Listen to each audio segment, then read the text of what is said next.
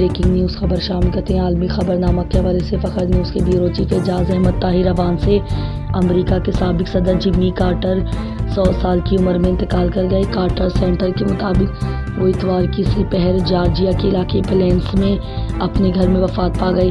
جمی Carter 1977 سے 1981 تک امریکہ کے 39ویں صدر رہے اور ڈیموکریٹک پارٹی سے تعلق رکھتے تھے۔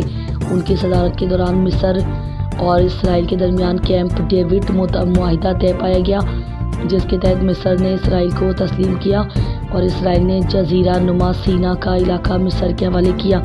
صدارت کے بعد جمی کارٹر نے انسانی حقوق کے لیے کام کیا اور 2002 میں امن کے نوبیل انعام سے نوازے گئے۔ ان کے انتقال پر امریکی صدر جو بائیڈن نے سوگ کا اعلان کیا ہے اور وائٹ ہاؤس پر پرچم سرنگوں کو کر دیا گیا ہے۔ جمی کارٹر کی تدفین سرکاری اعزاز کے ساتھ کی جائے گی۔